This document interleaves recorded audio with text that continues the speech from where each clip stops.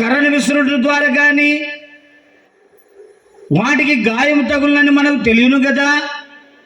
అలాగైతే దేవుడు ఆకాశము నుండి వడగండ్లను భూమి మీదకి విసిరివేసినప్పుడు మానవుల పరిస్థితి ఎలాగుండునో మనము గమనించవలసిన వారమై ఉన్నాం. అనగా దేవుడు విసురుతున్నటువంటి ఆ వడగండ్లు దేనికి విసురుతూ ఉన్నాడు, ఎవరి మీదకి విసురుతూ ఉన్నాడు, ఎందుచేత విసురుతూ ఉన్నాడు, ఆయన ఆ యొక్క మరి వడగండ్లను విసురు ద్వారా ఆయన మనకేమై ఉన్నాడు, మనము ఆయనకేమై ఉన్నామో కూడా తెలుసుకునవలసిన వారమై ఉన్నాం. సాధారణంగా ఎక్కడైనా ఒక గ్రామంలో కావచ్చు, ఒక పట్టణంలో కావచ్చు, ఆయా ప్రాంతాల్లో కావచ్చు, ఎవరికైనా ఇద్దరికి కలహము కలిగినట్లయితే, మాట పెరిగినట్లయితే సమీపంగా ఉన్నటువంటి ఆ స్థలములోని రాళ్లను ఒకరిపైకి ఒకరు విసురుకుంటారు. వారికి వచ్చిన విరోధమును బట్టి, వారికి కలుగుతున్న కోపమును బట్టి, వారికి వస్తున్న ఆవేశాన్ని బట్టి వారు ఆగ్రహించిన వారై ఒకరిపైకి ఒకరు ఏం విసురుకుంటారండి? రాళ్ళు విసురుకుంటారు. అనగా విసురుకునేది ఎవరయ్యా అంటే ఒకరికి ఒకరు శత్రువులైనప్పుడు ఒకరిపైకి ఒకరు రాళ్ళు విసురుకుంటారు. అలాగే దేవుడు ఆకాశము నుండి ఆ వడగండ్లను భూమి మీదకి విసురుతూ ఉన్నాడంటే భూమి మీద ప్రాముఖ్యముగా ఉన్న మానవులమైన మన విషయాన్ని మనం ఆలోచన చేస్తే ఒకానొక దినమందు ఆయన కుమారుడుగాను ఆయన కుమార్తెగాను ఉండడానికి చేసుకున్న ఆదాము అవ్వల విషయంలో మనము చూస్తే ఆజ్ఞ అతిక్రమం అనే పాపము చేయడం ద్వారా వారు దేవునికి దూరమై వారి సంతానముగా ఉన్నటువంటి మనమందరము కూడా దేవుడు విసిరే ఆ యొక్క వడగండ్లతో మరి మనము గాయపరచబడే పరిస్థితికి దిగజారామంటే ఆయన కుమారులుగా ఉండవలసిన మనము, ఆయన కుమార్తెలుగా ఉండవలసిన మనము ఆయన చేసే కార్యమును బట్టి ఇప్పుడు దేవునికి మనము విరోధులుగా ఉన్నాం. దేవుడు మనకు శత్రువై ఉన్నాడన్న సంగతిని కూడా మనము గమనించవలసిన వారమై ఉంటున్నాం. ఇందాకే ఉదాహరణ చెప్పాం. ఇద్దరు కలహించి ఒకరితో ఒకరు కోపించి విరోధముగా మాట్లాడుకుంటూ దూషించుకుంటూ మాట పెరిగితే ఒకరిపైకి ఒకరు రాళ్ళు విసురుకుంటాడు.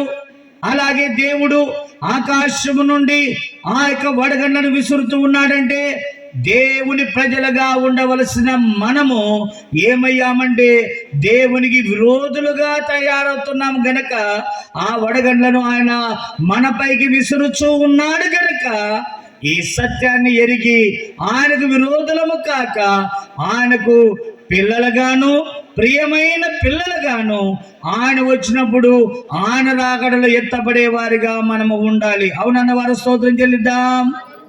హల్లెలూయా.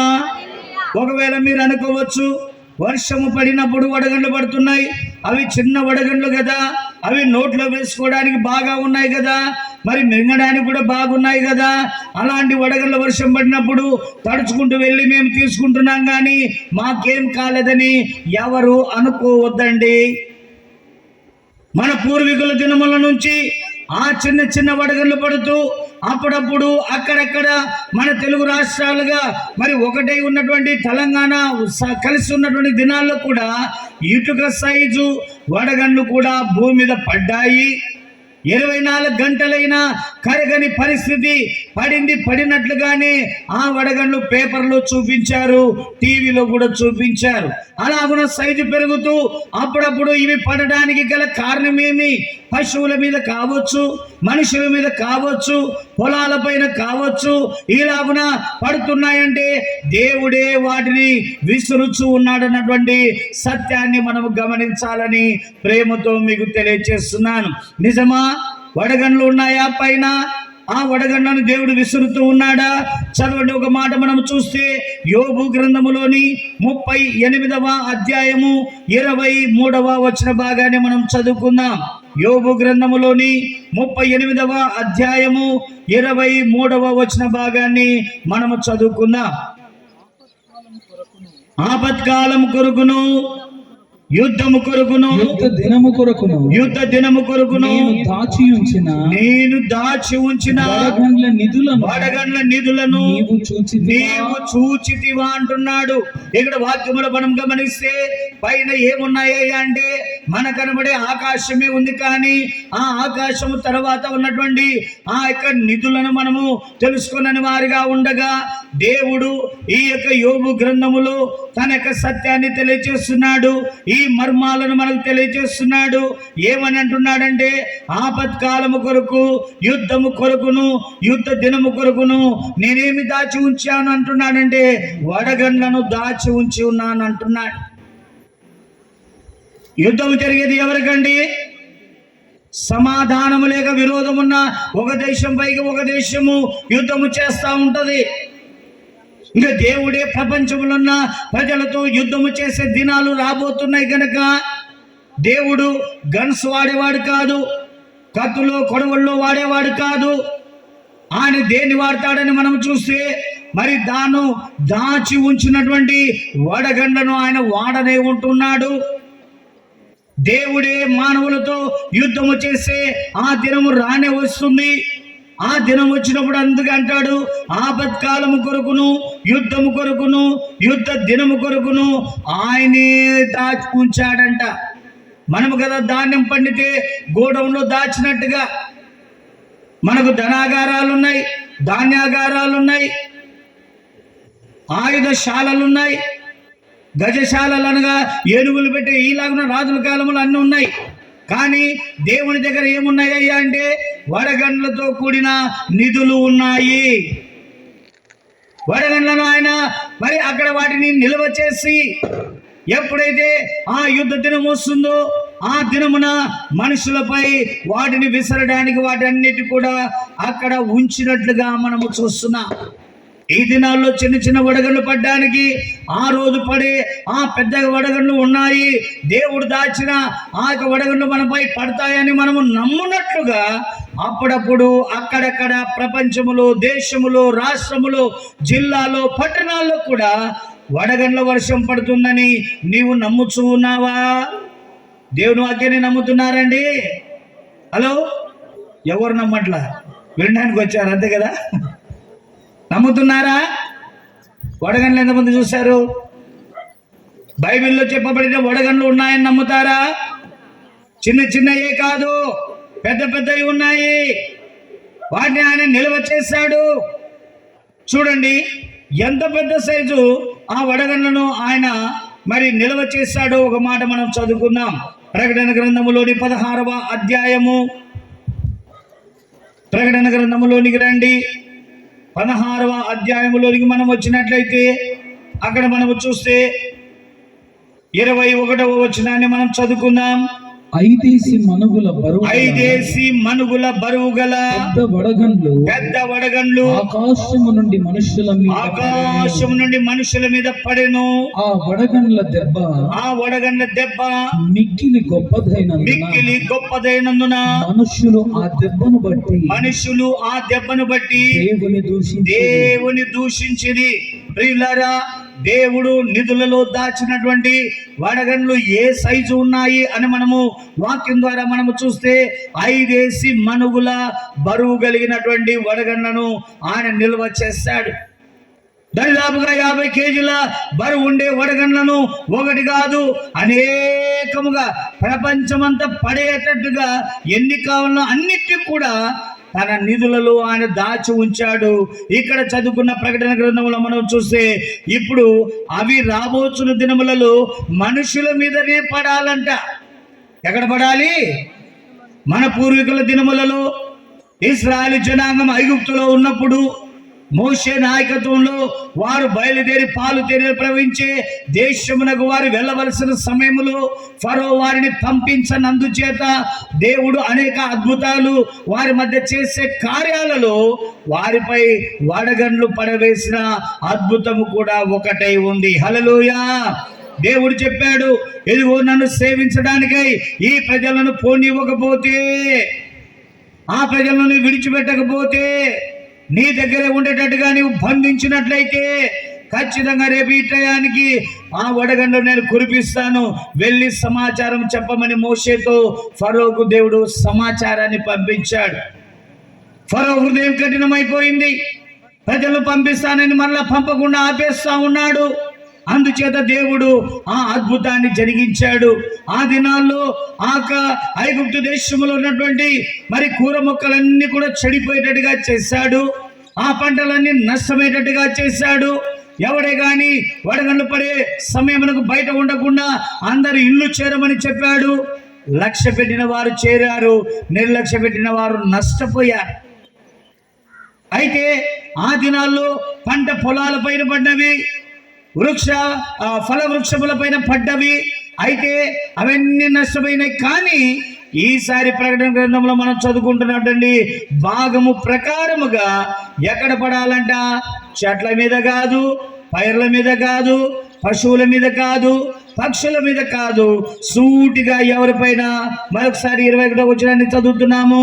5 మనుగుల బరువు గల పెద్ద వడగండ్లు ఆకాశము నుండి మనుషుల మీద పడెను.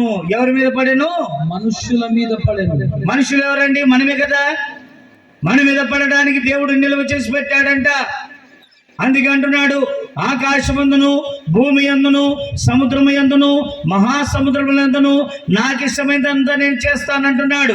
ఏందయ్యా, నువ్వు ఆకాశం నుంచి వడగండ్లు వేస్తే అది నీకు ఇష్టంగా ఉండొచ్చు, కానీ మాకు కష్టం కదా, మాకు నష్టం కదా, మాకు దెబ్బలు తగులుతాయి కదా, మా పరిస్థితి ఏంటి, ఇలాగ నువ్వు ఎందుకు చేస్తున్నావు అని అడగడానికి అవకాశం ఉంది. కానీ దేవుడు ప్రేమ, జాలి, కనికరం గలవాడై ఉన్నప్పటికీ ఇలాంటి పరిస్థితి ఎందుకు ఆయన చేస్తున్నాడని కొన్ని వాక్యాలు మనము చూద్దాం. దాని కొరకు మొట్టమొదటిగా ఒక వాక్యాన్ని మనం చదువుకుందాం. న్యాయాధిపతుల గ్రంథము 17వ అధ్యాయము 6వ వచనం, 214వ పేజీ పాత నిబంధనలు. న్యాయాధిపతుల గ్రంథము 17వ అధ్యాయము 6వ వచన భాగాన్ని చదవండి. ఆ దినములలో ఇశ్రాయేలీయులకు రాజు లేడు, ప్రతివాడును తన ఇష్టానుసారముగా ప్రవర్తించుచూ వచ్చెను. ఇంతవరకు విన్న మాటలను బట్టి దేవునికి ఎందుకండి ఇంత కఠినం? దేవుడు ఇంత కఠినుడా? ఆయనను మనం ఎందుకు నమ్ముకోవాలి? ఆయన మందిరానికి మనం ఎందుకు వెళ్ళాలి? ఆయన పాటలు మనం ఎందుకు పాడాలి? ఆయన మాటలు మనం ఎందుకు వినాలి అని చాలా మంది అనుకోవచ్చు. కానీ దేవుడు అంత కఠినాత్ముడు కాదు. కానీ దేవుడు ప్రేమ, జాలి, కనికరం కలిగిన వాడై ఉన్నాడు.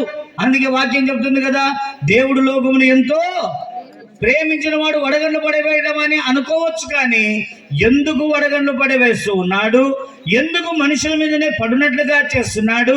50 కేజీల బరువు కలిగిన అనేక వడగండ్లు మనిషి మీద పడినా ఒకటి పడితేనే నలిగిపోయి సావాలి.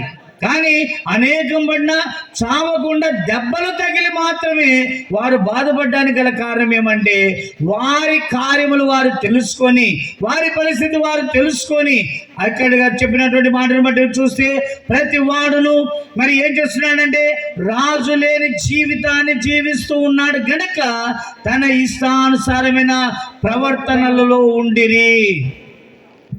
ఎవరి ఇష్టానుసారమైన ప్రవర్తనలో వాడు ఉండడం దేవుని చిత్తము కాదు.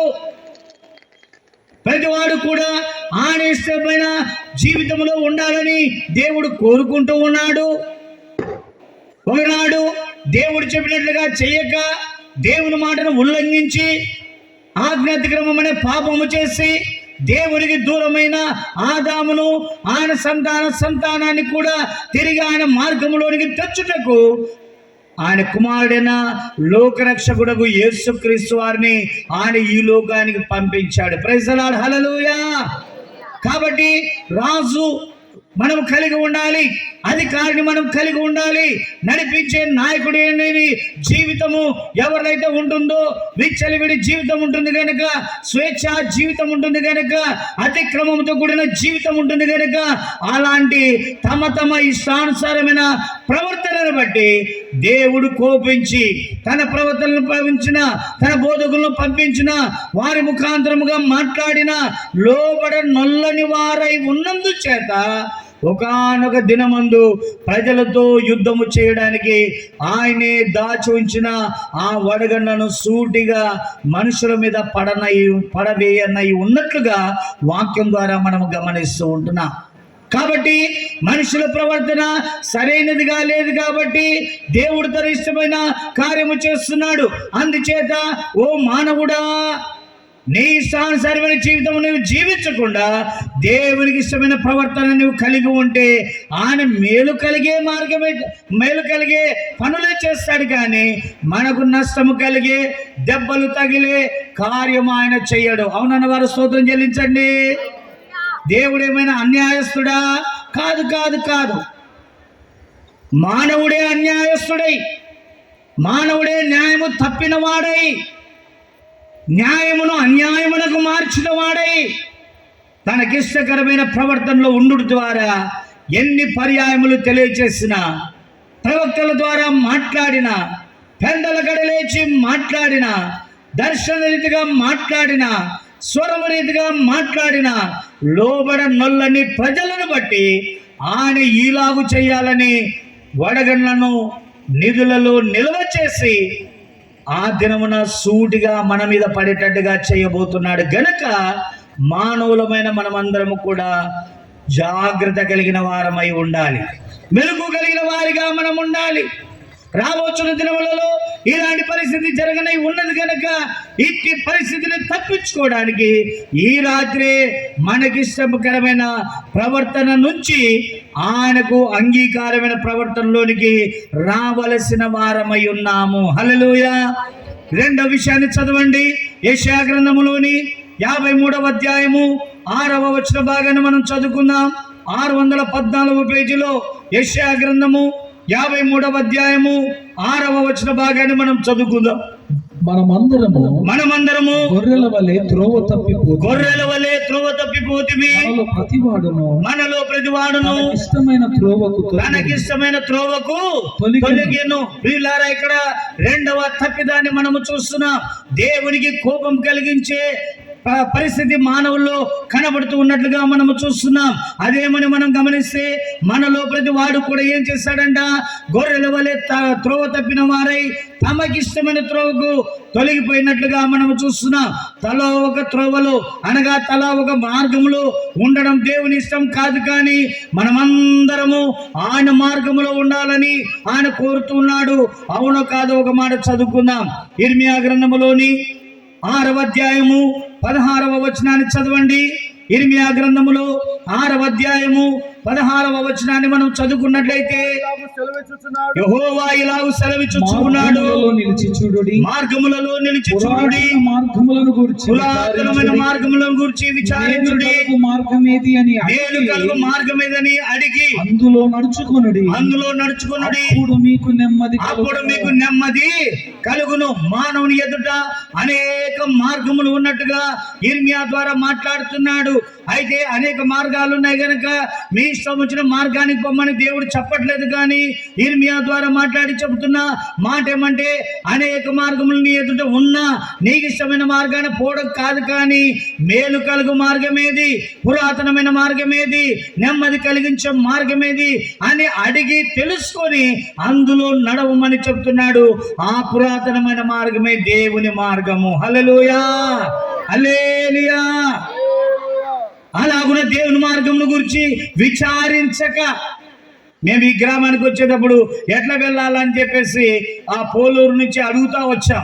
ఎందుకంటే మాకు మార్గం తెలియదు కనుక, రావాల్సిన ఈ గ్రామానికి మేము రావాలి కనుక, ఈ సభలో దేవుని వాక్యం అందించాలి కనుక అక్కడక్కడ అడుగుతూ వచ్చి తర్వాత రమేష్ మా సహోదరుణ్ణి మా కారులో ఎక్కించుకొని వచ్చాం. ఎందుకు ఈ విషయాన్ని చెప్తున్నానంటే, తెలియని మనము అమాయకముగా నడవడం మంచిది కాదు. ఏదైనా ఒక కొత్త ప్రాంతానికి వెళ్ళినప్పుడు మనం ఏం చేస్తామంటే, తెలియనప్పుడు తెలుసుకోవడానికి ప్రయత్నిస్తాం, అక్కడ ఉన్న వారిని అడిగి తెలుసుకుంటాం. అలాగే ఏదో ఒక మార్గములో, ఏదో ఒక త్రోవలో, అది మనకి ఇష్టమైన దాంట్లో మనం ఉండడం కాదు, కానీ ఇర్మియా ద్వారా చెప్పినట్లుగా మనం అందరం కూడా దేవుని మాట చొప్పున పురాతనమైన మార్గం గురించి విచారించి అడిగి తెలుసుకొని అందులో నడిచేవారిగా ఉండాలి. హల్లెలూయా. ఎందుకంటే దేవుని రాజ్యం చేరాలనుకుంటున్నాం. దేవుడు అంటే నమ్మకం ఉంది, దేవుడు అంటే విశ్వాసం ఉంది, దేవుడు అంటే నిరీక్షణ ఉంది, పరలోకం ఉందని నమ్ముతున్నాం, పరలోకం చేరాలని ఆశిస్తున్నాం. అట్లయితే మనము దేవుని మాట చొప్పున నడవవలసిన వారమై ఉన్నాం. ఈనాడు అనేకులు కూడా దేవుడు చెప్పిన పురాతనమైన మార్గం గురించి తెలుసుకొనడం లేదు, మేలు కలిగే మార్గాన్ని తెలుసుకోవడం లేదు, నెమ్మదిని కలిగించే మార్గాన్ని తెలుసుకోలేదు. మార్గం అనేది కనబడింది కాబట్టి వెళుతూ ఉన్నాడు, ఎక్కడ వెళ్తున్నాడో తెలియదు.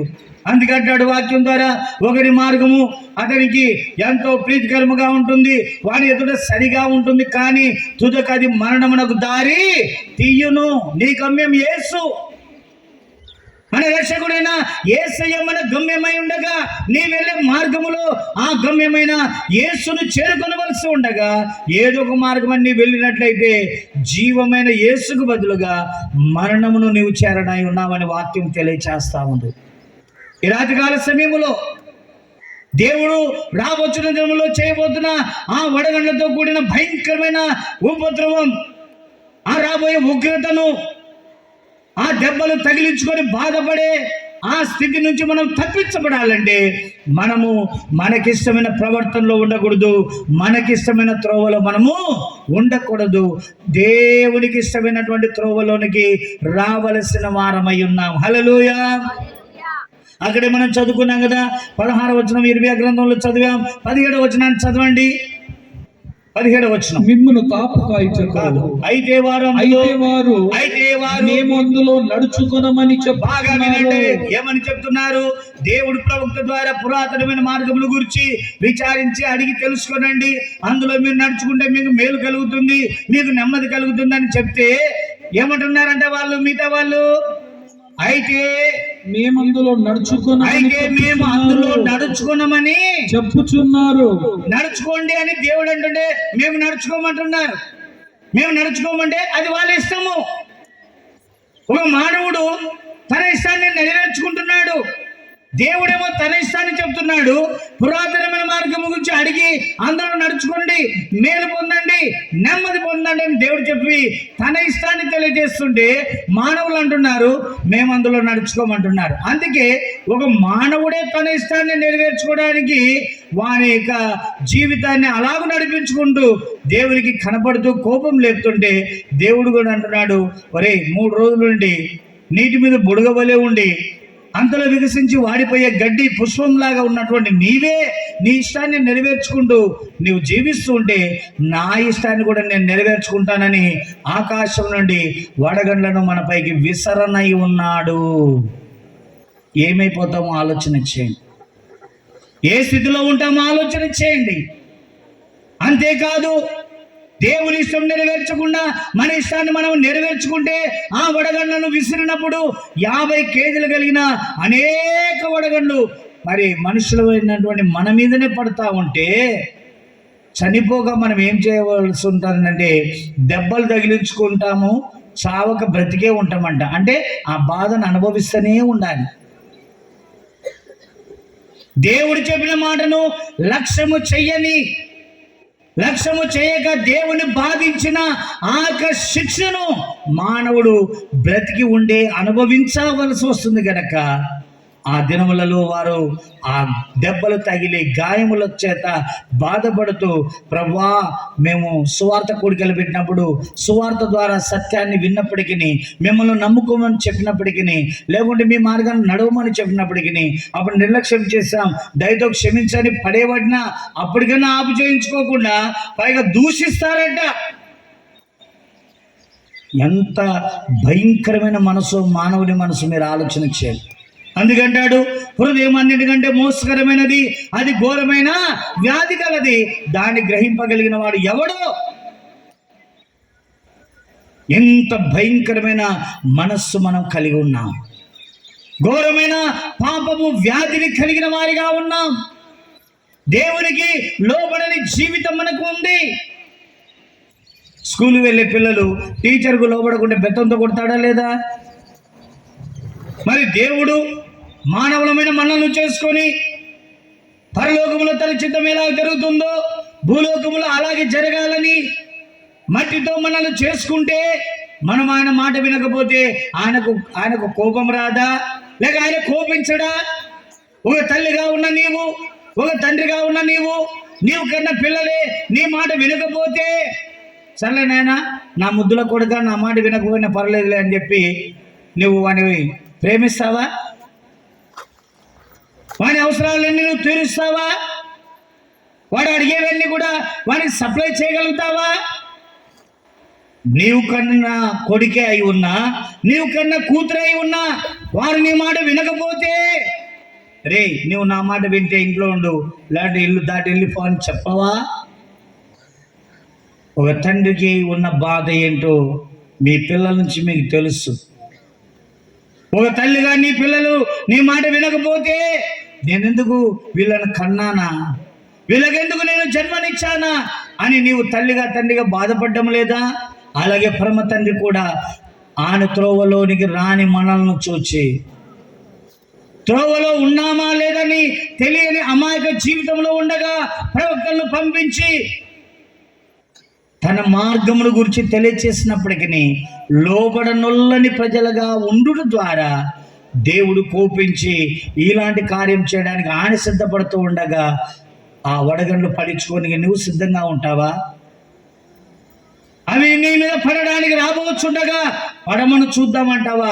అయ్యా నా మీద పడకుండా నన్ను తప్పించు, ఇక మీద నీ ఇష్టాన్ని నేను నెరవేరుస్తాను, నీకు ఇష్టమైన ప్రవర్తనలో నేను ఉంటాను, నీ మార్గంలో నేను నడుచుకుంటాను, అందుకొరకు ఇంకా నీ దివ్యదర్శనం నాకు ఇవ్వయ్యా, అందుకొరకు నీ స్వరాన్ని నాకు వినిపించయ్యా అని అడిగే పశ్చాత్తాపమైన మనసులోనికి వస్తావా?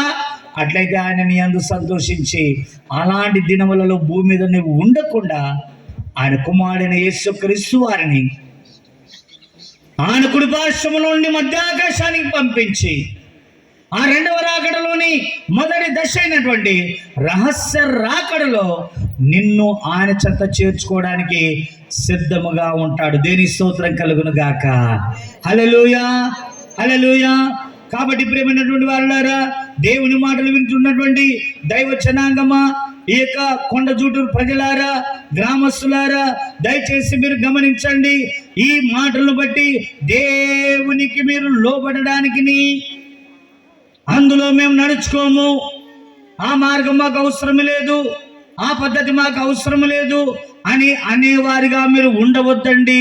ఎందుకంటే ఆ రాకడ వచ్చే వరకు ఆయన మిమ్మల్ని ప్రేమిస్తూ ఉంటాడు. కానీ ఆ రహస్య రాకడ వచ్చిన తర్వాత ఆయన వారెవరు ఆయన చెంతకు వెళ్ళిన తర్వాత ఈ సంఘటనలు జరిగి విడవబడిన వారిపై ఈ వడగండ్లు పడక తప్పదు గనక ఈ రాత్రి కాల సమయంలో మనం ఎవరమై ఉన్నామో చాలా జాగ్రత్తగా ఆలోచన చేయండి. దేవుడు కఠినుడు కాదు, ఆయన ప్రేమ గలవాడు. ఆ రహస్య రాకడ వరకు ఆయన చూపించే ప్రేమకు నీవు పాత్రురాలు కావాలి. ఆయన వైపు నువ్వు తిరగాలి, ఆయన మాటని వినాలి, ఆయన మార్గంలో నీవు నడుచుకునవలసి ఉన్నది అన్నటువంటి విషయాన్ని ప్రేమతో మీకు తెలియజేస్తూ ఉంటున్నాం. హల్లెలూయా. ఇంకా కొంతమందిని మనము చూస్తే ఎలాంటి స్థితిలో ఉన్నారంటే, ఆమోసు గ్రంథము 5వ అధ్యాయము 7వ వచన భాగాన్ని చదవండి.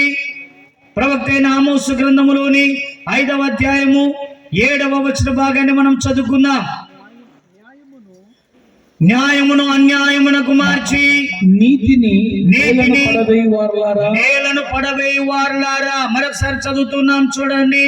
న్యాయమును అన్యాయమునకు మార్చి నీతిని నేల పడవేయి వారులారా. ఒకరేమో ఒక గుంపు అయితే ఏమంటుంది అని మనము చూస్తే, మా ఇష్టం మాదని వాళ్ళ ఇష్టానుసారముగా ప్రవర్తించేవారు ఒక గుంపు కనబడుతున్నారు. మరొక గుంపు చూస్తే ఇష్టం వచ్చిన త్రోవకు తొలగిన వారై ఉన్నారు. మూడవ గుంపును మనము చూస్తే న్యాయమైంది అని తెలిసి కూడా ఆ న్యాయమును అన్యాయమునకు వాళ్ళే మారుస్తూ ఉన్నారు. ఎంత దుర్మార్గం మీరు ఆలోచన చేయండి. నీతి అనగా దేవుని వాక్యాన్ని మాకొద్దని నేలను పడవేస్తున్నారు.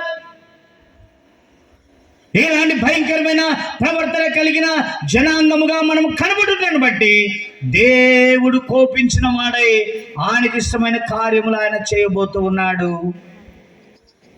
ఈ సభల ద్వారా జానయ్య గారు ఎంతో ప్రయాసంతో ఏర్పాటు చేసిన ఈ సభల ద్వారా దేవుడు మనతో మాట్లాడుచూ ఉండగా, గతంలో వచ్చిన కరోనా వ్యాధి నుండి మరణించగా సజీవంగా మనల్ని ఉంచి సరి చేసుకునే అవకాశం ఇచ్చి ఉండగా సమయమును సద్వినియోగపరచుకోనకపోతే వాక్యం చెప్పినట్లుగా దినములు చెడ్డవి గనక మీరు సమయమును పోనివ్వక సద్వినియోగపరచుకొనొచ్చు, అజ్ఞానుల వలె కాక జ్ఞానుల వలె నడుచుకునమన్న వాక్యం నెరవేర్పు నీ జీవితంలో లేకపోతే కష్టము నీ కొరకే, నష్టము నీ కొరకే, వడగండ్లు నీ కొరకే, వాటితో కూడిన దెబ్బలు నీకే, వాటితో కూడిన బాధ నీవు అనుభవించక తప్పదు. దాని నుంచి ఎవడు నిన్ను తప్పించలేడు. ఈ లోకంలో తప్పించడానికి ఎవరు లేరు. మానవుడు తప్పించలేడు, కానీ మానవులను దేవుడు తప్పించువాడై ఉన్నాడు. హల్లెలూయా. అందుకే ఈ రాత్రి దేవుని తట్టు మనం తిరుగుదాం,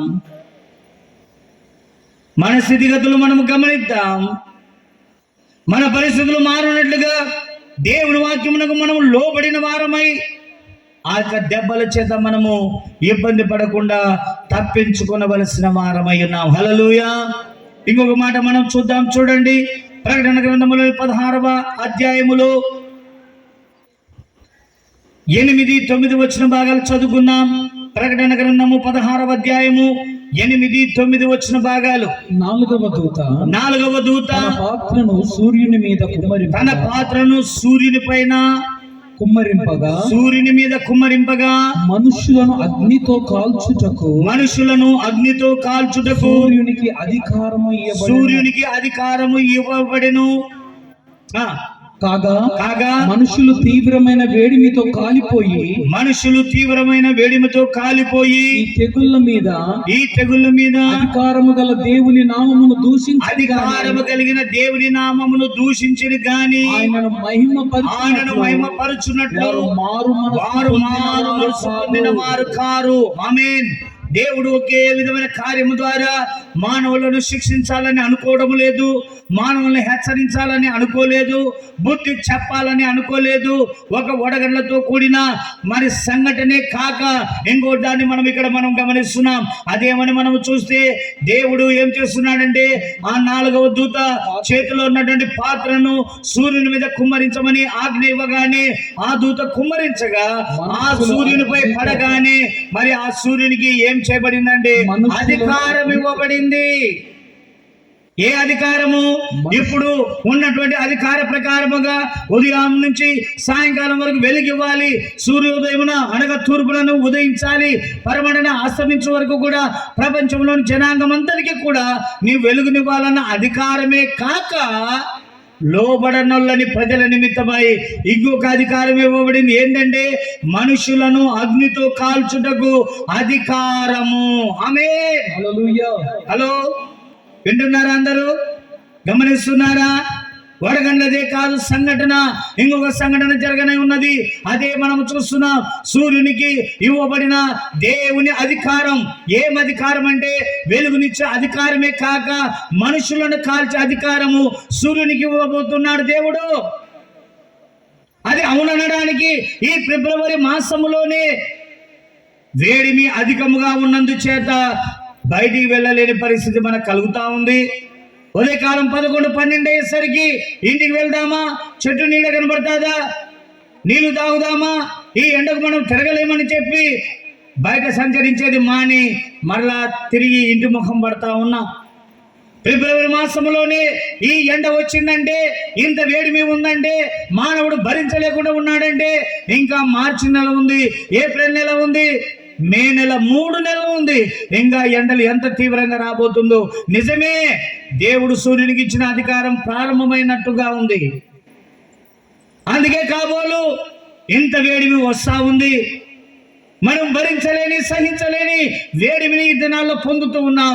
రాబోతున్న దినములో ఇక అగ్ని మంటలతో కాకుండా సూర్యుని వేడిమితోనే మనము కాలిపోయే దుస్థితి రాబోతా ఉంది. అయితే నీ పరిస్థితి ఏంది, నా పరిస్థితి ఏంటి, భూలోకములో ఉన్న మనుషుల యొక్క పరిస్థితి ఏంటో మీరు ఆలోచన చేయండి. దేవునికి లోబడి ఆయన కుమారుడైన యేసుక్రీస్తు వారు రహస్య రాకడలో వచ్చి తన వారిని తీసుకుపోయే గుంపులో మనము వెళ్ళకపోతే, విడవబడితే తప్పక సూర్యుడు మనల్ని కాల్చివేస్తాడు. కాల్చివేసేది దేనికయ్యా అంటే చనిపోవడానికి కాదు. ఆ బాధలు కూడా మనస్సు మార్చుకోవడానికి. అయితే అక్కడ వ్రాయబడిన మాటలు మనము చూస్తే, దేవుని నామమును దూషించిరి గాని ఆయనను మహిమపరచునట్లు వారు మారు మనసు పొందిన వారు వడగండ దెబ్బబడినా చావడం లేదు, సూర్యుని వేడిని వచ్చి కాల్చబడినా మనుషులు చనిపోవడం లేదు. బాధ అనుభవిస్తూనే ఉండాలి. అది ఒక భయంకరమైన శిక్ష. ఎందుకయ్యా అలాంటి బాధ పెట్టాడంటే, ఆ బాధలోనైనా, ఆ వేదనలోనైనా, ఆ కష్టములోనైనా, ఆ నష్టములోనైనా దేవుని తట్టు తిరుగుతారేమోనని మనసును మార్చుకొని, తమ తప్పులు ఒప్పుకొని, దేవునితో మనవి చేసుకొని, దేవుని నుంచి రాబోతున్న శిక్ష నుంచి తప్పించుకోవడానికి ప్రయత్నము చేస్తారేమో అని చెప్పి సమయాన్ని ఇస్తుంటే, మనసు మార్చుకోవలసిన వారు మనసు మార్చుకోకుండా ఆ దేవుణ్ణే దూషిస్తున్నారు. ఇంకా ఏమయ్యా వడగండ పడగొడుతున్నామని ఆయన్ని తిడతా ఉన్నారు. ఎందుకు? ఈ రోజుల్లో ఒకరినొకరు తిట్టుకొని అలవాటైంది కదా. మనుషులు ఇంటోళ్ళని తిట్టి, ఊరోళ్ళని తిట్టి, వీధిలో ఉన్న వాళ్ళని తిట్టి, పొలానికి వెళ్ళి అక్కడ తిట్టుకొని అలవాటయ్యి ఆఖరు దేవుని కూడా తిట్టడం ప్రారంభిస్తున్నారు. తిట్టినంత ఇంకా నీవు శిక్ష అనుభవిస్తావే తప్ప నీకు మేలు కలగడానికి వీలు. అందుకే ఈనాడు కష్టంలో ఉన్న నీవు, నష్టంలో ఉన్న నీవు, వ్యాధిలో ఉన్న నీవు, బాధలో ఉన్న నీవు తప్పక నీవు గమనించవలసిన సత్యం ఏమంటే, దేవునికి అవిధేయతతో కూడిన జీవితంలో, ప్రవర్తనలో, మార్గంలో నేను ఉన్నాను గనక ఈ యొక్క బాధ వేదన నన్ను ఆవరించి ఇంత వేదనలో నేను ఉన్నానని ప్రభువా నన్ను విడిపించమని అడిగేవాడిగా, అడిగేదానిగా నేను ఉండాలని ఈ సభల ముఖాంతరముగా మీకు సువార్త ప్రకటిస్తూ ఉన్నాం. హల్లెలూయా, హల్లెలూయా. చూడండి, ఒక వాక్యాన్ని మనము చూస్తే లూకా సువార్త 15వ అధ్యాయము 7వ వచన భాగాన్ని మనము చూస్తే, దేవుడు కూడా మనుషుల్లో ఏమి కావాలని కోరుకుంటున్నాడు, మనుషుల్లో దేన్ని చూడాలని దేవుడు కోరుకుంటున్నాడు, దేన్ని చూచి సంతోషించాలని అనుకుంటున్నాడు. ఆ లూకా సువార్త 15వ అధ్యాయము 7వ వచనాన్ని చదవండి. అటువలే మారు మనసు అక్కరలేని 99 మంది నీతిమంతుల విషయమై కలుగు సంతోషము కంటే మారు మనసు పొందు ఒక్క పాపి విషయమై పరలోకమందు ఎక్కువ సంతోషము కలుగును. హల్లెలూయా. అందరూ ఒకసారి చేతులెత్తి స్తోత్రం చెల్లిద్దాం. గనుక ప్రియమైన దేవుని బిడ్డలారా, ప్రియ గ్రామస్తులారా, ప్రభువైన యేసుక్రీస్తు నామమున మీకు తెలియజేసే ఈ సత్య సువార్త ఏమంటే, రాబోతున్న దినంలో ఇలా జరుగునని మీరు వినగానే మీ మనసును మార్చుకున్న వారైతే దేవుడు చూచి పరలోకములో ఎక్కువగా సంతోషిస్తాడంట. మనసు మార్చుకోకపోతే, ఎక్కువ దేవునికి బాధ కలిగిస్తే ఆయన దుఃఖించి, ఎందుకు ఈ ప్రజలను నేను చేసుకున్నాను, ఈ భూలోకాన్ని నేను ఎందుకు చేసుకున్నాను, ఈ ప్రపంచాన్ని ఎందుకు నేను నిర్మాణం చేశాను, నా నోటి ద్వారా, వాక్కు ద్వారా సమస్తాన్ని నేను ఎందుకు కలగ చేశాను, నేల మట్టి తీసుకొని నా చేతులతో మానవుని ఎందుకు చేసుకున్నాను, వీళ్ళని చేసుకోకుండా బాగుండు కదా అని ఆయన పశ్చాత్తాపపడే స్థితికి మనం తేకూడదు. ఆయనను బాధించు వారము కాక ఆయన సంతోషపరచు వారిగా ఉండాలంటే నీ వయసు ఎంతో దాన్ని బట్టి ఒకసారి ఆలోచన చేయి. ఇంత వయసు కలిగిన నీవు ఇంత అవిధేయతతో జీవిస్తూ ఎంత బాధ పెట్టావో, అయినా ఒక్కసారి ఆయన తట్టు తిరిగి నువ్వు మనసు మార్చుకుంటే ఇన్ని సంవత్సరాల ఆ పాపాలు, ఆయనను బాధించిన పరిస్థితులన్నీ కూడా క్షమించి, ఆమేన్, ఆయన సంతోషిస్తూ తన కుమార్తెగా, తన కుమారుడిగా నిన్ను స్వీకరించనై ఉన్నాడు. అవునన్న వారు దేవుని స్తోత్రం చెల్లిద్దాం. హల్లెలూయా, హల్లెలూయా. ఇప్పటికైనా మనసు మార్చుకుంటారా? బైబిల్ గ్రంథం ద్వారా మతం మార్చుకోమని చెప్పట్లేదు, మనసు మార్చుకోవాలి. లోకము తట్టు కాక దేవుని తట్టు తిరగాలి. రాబోతున్న దినముల్లో ఏమి జరుగునో తెలియచేస్తున్న ఈ సత్య వాక్కులను మనము నమ్మిన వారమై ఆ పంపనైన దేవుని తట్టు మనం తిరిగితే, ఈ ప్రజలు నా తట్టు తిరిగారు, నా మానవుడిని బట్టి తమ మనసును మార్చుకున్నారని చెప్పి పశ్చాత్తాపుడై చేయుదునన్న కీడు చేయక మానువాడై ఉన్నాడు. Praise the lord. యోనా గ్రంథము చదవండి, 3వ అధ్యాయములోని 3వ వచనం నుంచి మనం చదువుకుందాం. యోనా గ్రంథములోని ప్రవక్త అయిన యోనా గ్రంథము 3వ అధ్యాయము 3వ వచనం నుంచి. కాబట్టి యోనా లేచి యెహోవా సెలవిచ్చిన ఆజ్ఞ ప్రకారముగా నినివే పట్టణమునకు పోయెను. నినివే పట్టణము దేవుని దృష్టికి గొప్పదై 3 దినముల ప్రయాణమంతా పరిమాణము గలదై ఉండెను. యోనా ఆ పట్టణములో దినము ప్రయాణమంత దూరము సంచరించుచు ఇక 40 దినములకు నినివే పట్టణము నాశనమగునని ప్రకటింపగా నినివే పట్టణపు వారు దేవుని యందు విశ్వాసము ఉపవాస దినము చాటించి గనులేమి అల్పులేమి అందరూ గోనెపట్ట కట్టుకొని ఆ సంగతి నినివే రాజునకు వినబడినప్పుడు అతడును తన సింహాసనము మీద నుండి దిగి తన రాజవస్త్రములను తీసివేసి గోనెపట్ట కట్టుకొని బూడిదలో కూర్చుండెను. మరియు రాజైన తానును ఆయన మంత్రులను ఆజ్ఞేయగా ఒకవేళ దేవుడు మనస్సు త్రిప్పుకొని పశ్చాత్తాపుడై మనము లయము కాకుండా కోపాగ్ని చల్లార్చుకొనును గనుక మనుష్యులు ఏదియో పుచ్చుకొనకూడదు. పశువులు గాని గొర్రెలు గాని మేత మేయకూడదు. నీళ్లు త్రాగకూడదు. మనుషులందరూ దుర్మార్గములను విడిచి తాము చేయు బలాత్కారములను మానివేయవలెను. మనుషులేమి పశువులేమి గోనెపట్ట కట్టుకొనవలెను.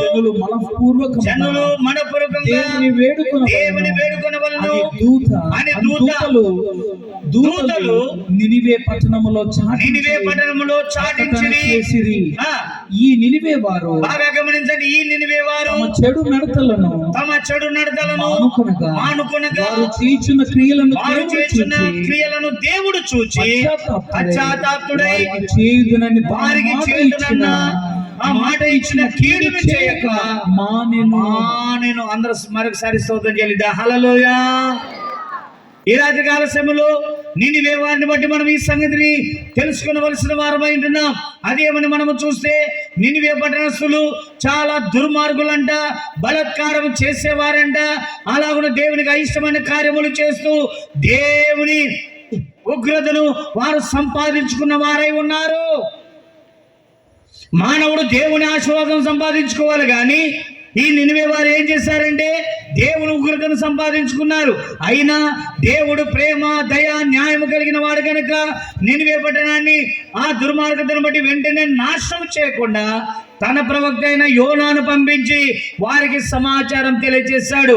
ఓ నినివే వారులారా, 40 దినములకు ఈ యొక్క పట్టణము నాశనం చేయబడబోతుంది, అలాంటి దుర్గతి మీకు కలగబోతుంది, కాబట్టి మీరు లయం కాబోతున్నారు కనుక మీరందరూ కూడా మీ మనసును మార్చుకోనండి అని ప్రకటన చేస్తే ఆ ప్రకటన విని వారందరూ కూడా మనస్సును మార్చుకున్నారు, ఉపవాసం ఉన్నారు, మనపూర్వకంగా దేవుని వేడుకుంటూ అంతవరకు చేసిన దుర్మార్గతలను వారేం చేశారండి, విడిచిన వారై ఇక బలాత్కారములు చేయక ఉపవాసముతో దేవునికి సన్నిధిలో ప్రార్థించడం ప్రారంభించగా దేవుడు వారిని చూచాడు. Praise the lord.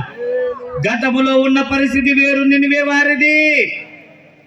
గత దినములో నన్ను బాధించేవారు, నన్ను నొప్పించేవారు, అనేకుల్లో ఎడల బలత్కారము చేస్తూ వారి మరణాసంధికి వస్తుంటే ఇంత భయంకరులు ఉన్నారు, ఇంత బలత్కారులు ఉన్నారని నేను కోపించి నాశనం చేయాలనుకున్నాను.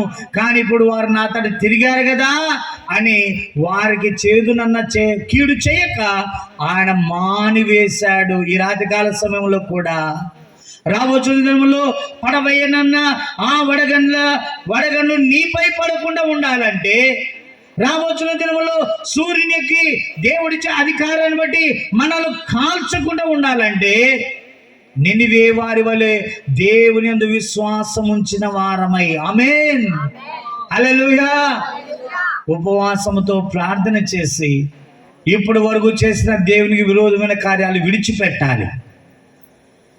అన్యాయమును అన్యాయానికి మారుస్తున్నారు, అన్యాయమును న్యాయానికి మారుస్తున్నారు, నీటిని నేలను పడగొడుతూ ఉన్నారు.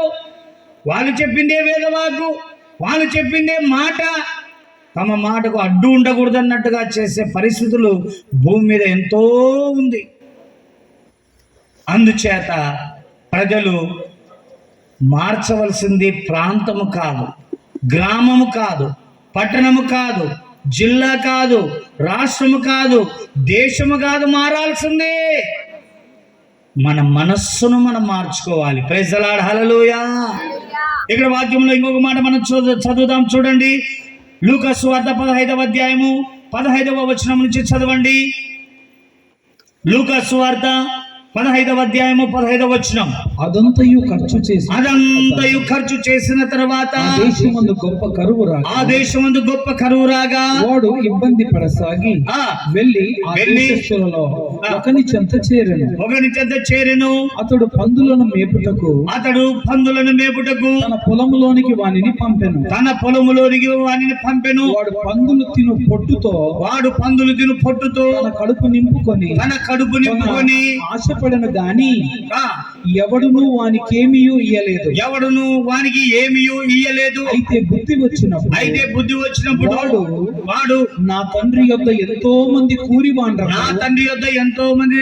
కూలివాండ్లకు ఆహారం సమృద్ధిగా ఉన్నది, నేనైతే ఇక్కడ ఆకలికి చచ్చిపోచున్నాను. నేను లేచి నా తండ్రి యొద్దకు వెళ్ళి తండ్రి నేను పరలోకమునకు విరోధముగాను నీ ఎదుటను పాపము చేసి ఇక మీదట నీ కుమారుడనని అనిపించుకుని నేను యోగ్యుడను కాను. నన్ను నీ కూలి వారిలో ఒకనిగా పెట్టుకునమని అతనితో చెప్పుదునను లేచి తండ్రి యొద్దకు వచ్చెను. హల్లెలూయా. అవును, తప్పిపోయిన కుమారుడు గురించి మనందరికీ తెలుసు. ఒక వ్యక్తికి 2 కుమారులు ఉన్నారు. చిన్నవాడు తండ్రితో వ్యాజ్యమాడి తనకు రావాల్సిన వాటా తీసుకొని దూర దేశానికి వెళ్ళి అదంతా ఖర్చు చేసి వాడు ఇష్టం వచ్చినట్టుగా ఆ ఖర్చు చేయడం ద్వారా అదంతా వాడు పోగొట్టుకున్నాడు. మరి అలా పోగొట్టుకున్న తర్వాత వాడికి భుజించడానికి ఆహారానికి కూడా ఏ స్థితి గతి లేకపోయింది. అలాంటప్పుడు ఏదైనా ఒక పని దొరుకుద్దా, పని అన్న చేసుకొని బ్రతుకుదాము. నేను తర్వాత కుమారుడై ఉండి తండ్రిని విడిచి ఇంత దూరం వచ్చి ఉన్నదంతా నా స్నేహితులతో పాడు చేశాను, వేరే సాంగత్యం ద్వారా నష్టపోయాను, ఇప్పుడు ఏమి లేని వాడినైపోయాను. కాబట్టి పని అన్న చేసుకొని బ్రతుకుదామంటే వెతుక్కుంటే ఏ పని దొరికింది? పందులు మేపే పని దొరికింది. సరే, పందులు మేపే పని దొరికినా వాడు ఆహారం పెట్టేటట్టుగా ఉన్నాడా? రొట్టెలు పెట్టేటట్టుగా ఉన్నాడా? వరణం పెట్టేటట్టుగా ఉన్నాడా? జొన్న సంగటో రాగి సంగటో పెట్టేటట్టుగా ఉన్నాడా? ఏది కాదు. పందులు తినే పొట్టుతో వాడు కూడా బ్రతికే పరిస్థితి ఏర్పడింది. ఇంత నీచమైన స్థితికి వాడు దిగజారిన తర్వాత వానికి ఏమొచ్చిందంట? బుద్ధి వచ్చింది. ఆ బుద్ధి వచ్చినప్పుడు వాడు అనుకుంటా ఉన్నాడు ఏమంటే, అరే నేను ఎందుకు ఇక్కడ ఆకలికి చచ్చిపోవాలి? ఈ పందులు తినే పొట్టుతో నా కడుపు ఎందుకు నేను నింపుకోవాలి? నా తండ్రి దగ్గరికి పోతే అక్కడ అనేక మంది నా తండ్రి దగ్గర పనిచేసే వాళ్ళు ఉన్నారు, వారికి సమృద్ధిగా అన్నం ఉంది కదా. నేను వెళితే నా తండ్రి దగ్గర తినే ఆ కూలల్లో ఒక కూలివాడిగా ఉన్నా నేను అన్నం తినొచ్చు, ఈ పందుల పొట్టు తినకుండా నేను తప్పించుకుంటా కదా అని అనుకున్నవాడు అక్కడే ఉండకుండా లేచి తీర్మాన ప్రకారముగా తండ్రి యొద్దకు వచ్చెను. హల్లెలూయా. గనక ఈ రాత్రి వాక్యం వింటూ నిజమే, ఆ వడగండ్లు నా మీద పడకూడదు, నేను తప్పించుకోవాలని అనుకుంటేనే చాలదు. సూర్యునికి ఇచ్చిన అధికారాన్ని బట్టి నేను కాల్చబడకూడదు, తప్పించుకోవాలి అనుకుంటే చాలదు. తప్పించే యేసయ్య యొద్దకు రావాలి. ఆమేన్. వాడు తండ్రి యొద్దకు తిరిగి వచ్చినట్లుగా ఈ రాత్రి రక్షించే యేసయ్య యొద్దకు నువ్వు రాగలవా? నువ్వు ఆలోచన చేయి. ఎక్కడ ఉన్నా పర్వాలేదు, ఏ స్థితిలో ఉన్నా పర్వాలేదు, ఏమి చేస్తున్నా పర్వాలేదు, ఎంత దేవునికి విరోధముగా ఉన్నా పర్వాలేదు, ఎప్పటికైనా ఆ తప్పిపోయిన కుమారుని వలె నీవు మనసు మార్చుకొని ఆయన తట్టు తిరిగి తండ్రి ఇంట బాట పట్టినవంటే ఆయన నిన్ను కూలి వాళ్ళలో ఒకనిగా కాక కుమారుడిగానే స్వీకరిస్తాడు. హల్లెలూయా. మరి కుమారుడిగా స్వీకరించాడా, పని వాళ్ళలో ఒకరిగా మరి స్వీకరించాడు? చెప్పండి. కుమారుగానే స్వీకరించాడు. దేని స్తోత్రం కలుగును గాక.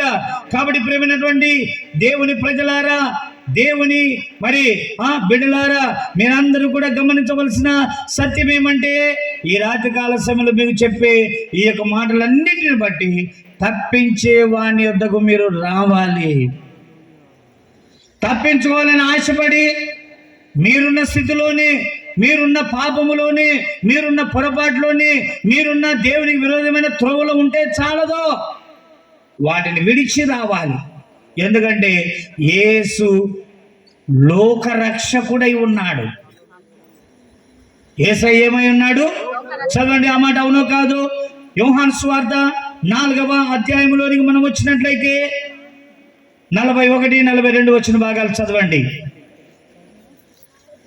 ఆయన మాటలు వినినందున ఇంకను అనేకులు నమ్మి స్త్రీని చూచి, ఆ స్త్రీ అనగా సమరయ స్త్రీని చూచి, ఇక మీదట నీవు చెప్పిన మాటను బట్టి కాక మా మట్టుకు మేము విని ఈయన నిజముగా లోకరక్షకుడని తెలుసుకొని నమ్ముచున్నామని. హల్లెలూయా. యేసయ్య ఒక ప్రాంతానికి రక్షకుడు కాదు, ఒక దేశానికి రక్షకుడు కాదు, ఈయన లోకానికి, ప్రపంచానికి రక్షకుడు. ఆమేన్. నంద్యాలలో పోలీస్ స్టేషన్లు ఉన్నాయి. 1 టౌన్, 2 టౌన్, 3 టౌన్, అలాగే తాలూకా పోలీస్ స్టేషన్ కూడా ఉంది. 1 టౌన్ వాళ్ళు వాళ్ళకి ఇచ్చిన పరిధిలో ప్రజలను కాపాడుతూ ఉంటారు. ఏ చట్ట విరోధమైన కార్యాలు జరగకుండా చూస్తూ ఉంటారు.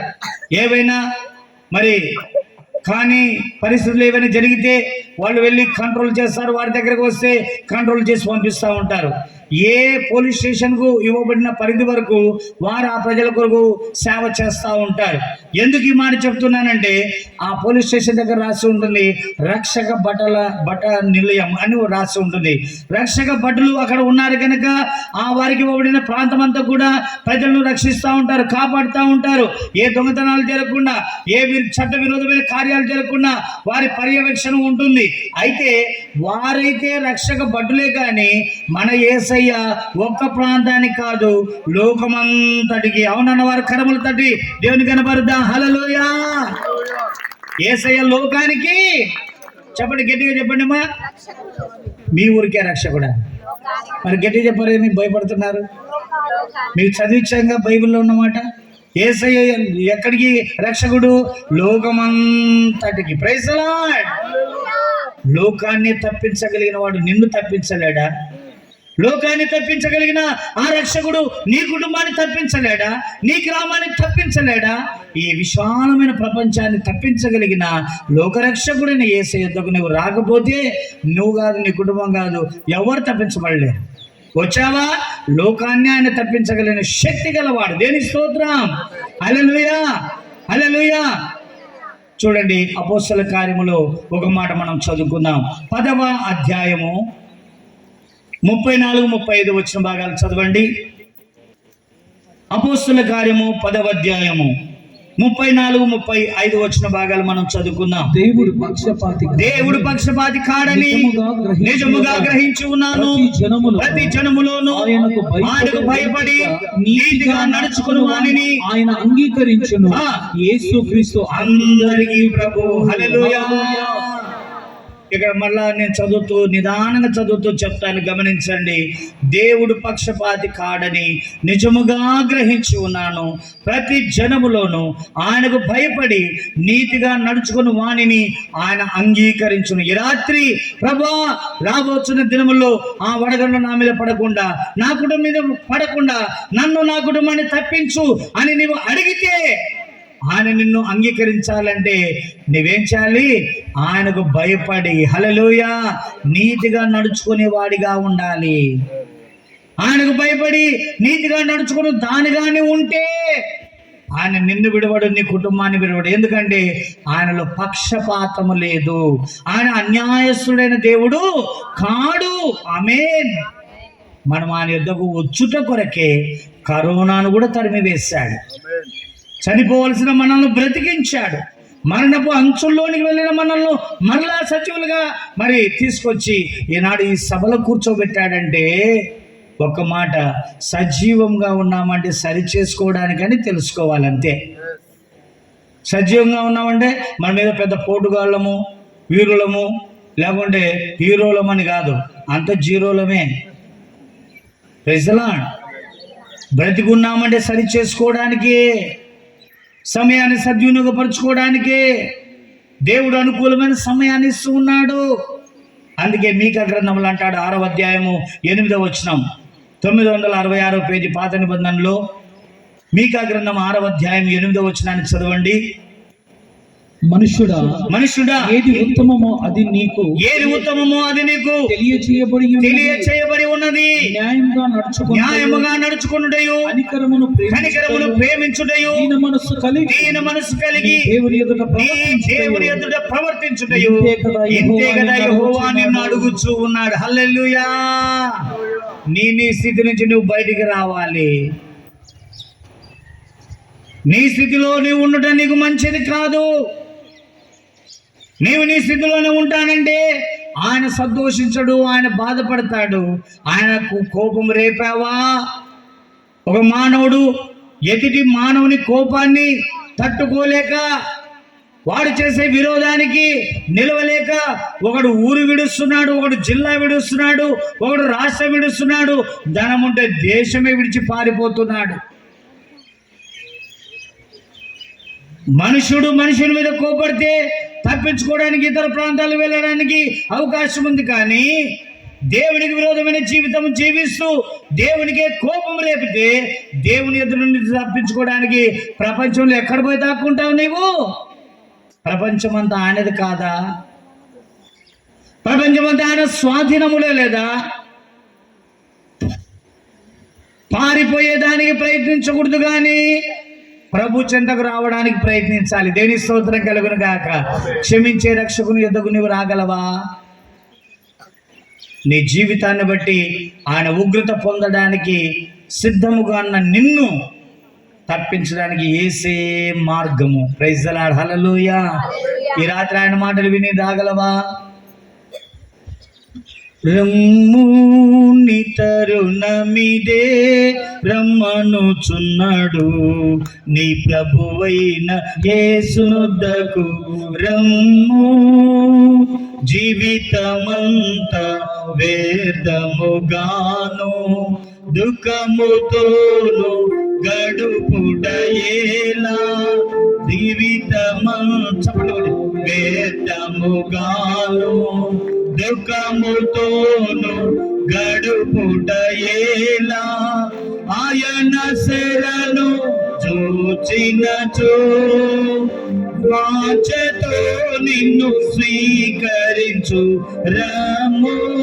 నీ తరుణమిదే, రమ్మనుచున్నాడు నీ ప్రభువైన యేసునొద్దకు రమ్ము.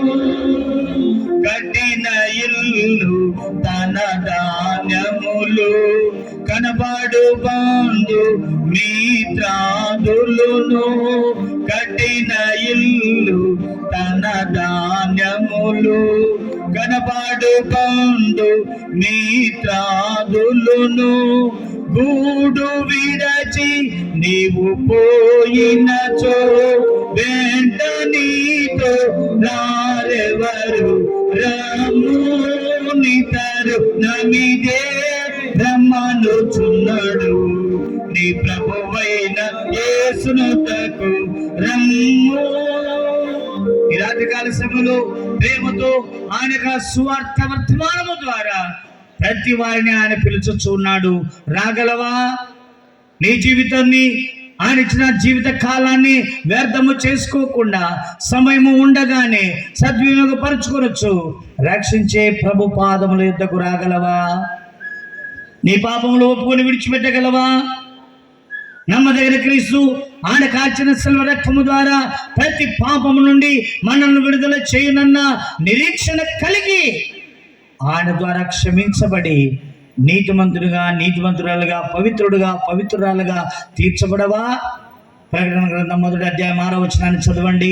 ప్రకటన గ్రంథంలోని 1వ అధ్యాయం 6వ వచనాన్ని మనం చదువుకున్నట్లయితే ఈ విధంగా రాయబడి ఉంది. మనల్ని ప్రేమించుచు తన రక్తం వలన మన పాపముల నుండి మనల్ని విడిపించిన వానికి మహిమయో ఘనతయో ప్రభావమును యుగ యుగములు కలుగును గాక. ఆయనే మనల్ని విడిపించువాడు. ఎక్కడి నుంచి? పాపముల నుండి. ఎంతవరకు దేవునికి విరోధముగా జీవించిన ఆజ్ఞాతికమైన ప్రతి పాపము నుండి కూడా నువ్వు విడిపించబడ్డానికి, నీ కట్లు విప్పడానికి యేసే యోగ్యుడు, యేసే శక్తివంతుడు. ఆయన కార్చిన రక్తమే నీకు విడుదల ఇవ్వనై ఉన్నది కనుక ప్రియ సహోదరుడా, సహోదరి అందుకే బాప్తిసమిచ్చే యోహాను ద్వారా సువార్త ప్రకటింపబడింది. ఏమని ప్రకటింపబడింది అంటే, సర్ప సంతానమా, రాబో ఉగ్రతను తప్పించుకున్నటకు మీకు బుద్ధి చెప్పిన వాడేవాడు. సర్ప సంతానం అంటే అర్థం ఏంటి? ఓ పాము పిల్లలారా అని. పాము ఎట్ట పోతుందండి? వంకర వంకరగా పోతుంది. మన జీవితం అంతా వంకర వంకర, ఇష్టం వచ్చినట్టు పోవడమే. ఇట పోవాలంటే ఇట పోతాం, ఇట పోవాలంటే ఇట పోతాం, సగం దూరం మీద మళ్ళీ ఇట పోదాం అంటే మళ్ళీ ఇట పోతాం. అంత వంకర వంకర వంకర వంకర జీవితమే. అందుకన్నాడు, సర్ప సంతానమా, రాబోయే ఉగ్రతను తప్పించుకున్నట్టుకు మీకు బుద్ధి చెప్పిన వాడు. వడగండ్ల దెబ్బ తప్పించుకోవడానికి మీకు బుద్ధి చెప్పిన వాడేవాడు. సూర్యుని వేడి మీ చేత కాల్చబడి కూడా తప్పించుకోవడానికి మీకు బుద్ధి చెప్పిన వాడేవాడు. మారు మనసు తగిన ఫలితం మీరు ఫలించండి. ఆమేన్. ఈ రాత్రికాల సమయంలో ప్రియ గ్రామస్తులారా, ప్రభు నీతో సూటిగా తేటగా మాట్లాడుచూ ఉండగా ప్రభుని నీ హృదయంలో చేర్చుకోగలవా? ఎందుకంటే ఈ లోకములో నాకు ధనం ఉంది, మా జనం ఉన్నారు, మాకు బలం ఉంది, మరి వయస్సు ఉంది, యవ్వనం ఉంది, అందం ఉంది, విద్య ఉంది, ఉపాధి ఉంది, పొలాలు ఉన్నాయి, ధాన్యం ఉంది. ఎవరికి ఏముంటే దాన్ని బట్టి అనుకుంటున్నారా? అంత వస్తుంది. వాంచొద్దు. ఎవరికి ఎవరు ఈ లోకంలో, చివరికి యేసే పరలోకంలో. ఎవరికి ఎవరు ఈ లోకంలో, ఎవరెవరో ఎదురవుతుంటారు. ప్రాణానికి నా ప్రాణం అంటారు. ఎవరెవరో ఎదురవుతుంటారు. ప్రాణానికి నా ప్రాణం అంటారు. కష్టాలలో వారు కదలిపోతారు. కష్టాలలో వారు కదలిపోతారు. కరుణ గల యేసు నాతో ఉంటాడు. కరుణ గల యేసు మనతో ఉంటాడు. ఎవరికి ఎవరు ఈ లోకంలో, చివరికి యేసే పరలోకంలో. ఎవరికి ఎవరు ఈ లోకంలో. ధనము నీకుంటే అందరూ వస్తారు, దరిద్రుడవైతే దరికెవ్వరు రారు. ధనము నీకుంటే అందరూ వస్తారు, దరిద్రుడవైతే దరికెవ్వరు రారు. ఎవరిని నమ్మినా ఫలితం లేదురా, ఎవరిని నమ్మిన ఫలితం లేదురా, యేసుని నమ్మితే మోక్షముందిరా, యేసుని నమ్మితే మోక్షం ఉందిరా. ఎవరికి ఎవరు ఈ లోకంలో, చివరికి యేసే పరలోకంలో. ఎవరికి ఎవరు ఈ లోకంలో, మనుషుల సాయం వ్యర్థమురా, రాజుల నమ్మిన వ్యర్థమురా, మనుషుల సాయం వ్యర్థమురా, రాజుల నమ్మిన వ్యర్థమురా. యెహోవాను ఆశ్రయించిన, యెహోవాను ఆశ్రయించిన ఎంత మేలు, ఎంతో మేలు, ఎంత మేలు, ఎంతో మేలు. ఎవరికి ఎవరు ఈ లోకంలో, చివరికి యేసే పరలోకంలో. ప్రైజ్ ది లార్డ్, హల్లెలూయా. గనక ఈ లోకంలో నాకు జనముంది, ధనముంది, బలముంది, ఆస్తుంది, అంతస్తుంది అని అనుకుంటున్నావా? ఏది నీతో రాదు. ఉగ్రత నుంచి ఏది నిన్ను తప్పించదు. తప్పించుటకు దేవుడే శక్తిమంతుడు. అందుకే ఆయన తన కుమారుడైన యేసు క్రీస్తు వారిని శరీరధారిగా ఈ లోకమునకు పంపి, ఆయన శ్రమల ద్వారా, శిలువ మరణము ద్వారా, ఆయన పునరుత్థానము ద్వారా, ఆయన పరమునకు వెళ్ళి తిరిగి వచ్చుడు ద్వారా మనకు గొప్ప విమోచన ఇవ్వనై ఉన్నాడు. దేని స్తోత్రం, హల్లెలూయా. అలాంటి విమోచకుని నీవు స్వీకరిస్తే, ఆయనను విశ్వసిస్తే, ఆయన హృదయంలో చోటిచ్చి, ఆయన అడుగుజాడల్లో, ఆయన మార్గంలో నడుచుకుంటే నువ్వు ధన్యుడవు, ధన్యురాలు కాబోతున్నావు. నీ కుటుంబం ధన్యకరమైన కుటుంబంగా మార్చనై ఉన్నది. ఏది నీకు కావాలనో ఈ రాత్రి ఆలోచన చేయండి. ప్రియులారా, సమయాన్ని బట్టి ముగిస్తూ ఉంటున్నాను. దేవుడు నాకు ఇచ్చిన ఈ సమయాన్ని బట్టి ఈ మాటలు మీ వినికుల్లో ఫలింప చేయాలని కోరుకుంటూ, దేవుడిచ్చిన అవకాశాన్ని బట్టి దేవునికి స్తోత్రాలు చెల్లిస్తూ, అవకాశం ఇచ్చిన జానయ్య గారి కుటుంబానికి వందనాలు తెలియజేస్తూ, మా అల్లుడు గారి ద్వారా ఇచ్చినందుకు ఆయనకును, అలాగే మా విజయమ్మ గారు మరి ఉదయమనే వచ్చి అనేక గృహాలకు వెళ్ళి ఈ కూడికకు రండి, సువార్త వినండి అని ఎంతో ప్రయాసపడిన మా విజయక్క గారికి కూడా ప్రత్యేక వందనాలు తెలియజేస్తూ, మరి ఇక్కడ చేరిన వారికి, మరి అనిల్ గారికి, అందరికీ వందనాలు తెలియజేస్తూ ముగిస్తున్నాను. మా కోసం, మా కుటుంబం కోసం ప్రార్థిస్తూ, మేము చెప్పిన ఈ మాటలన్నీ విని విడిచిపెట్టి వారు కాక ఇంటికి వెళ్ళి ప్రార్థన చేయండి. పరమ గురువైన పరిశుద్ధాత్మ ద్వారా ఇంకా లోతైన విషయాలు గ్రహించి ఆయన మార్గంలో నడిచి ఆయన వచ్చినప్పుడు ఆయన చెంతకు చేర్చబడండి. దేవుడు మిమ్మల్ని, మీ గ్రామాన్ని, గ్రామాధికారులను దీవించి బలపరిచి నడిపించును గాక. ఆమేన్.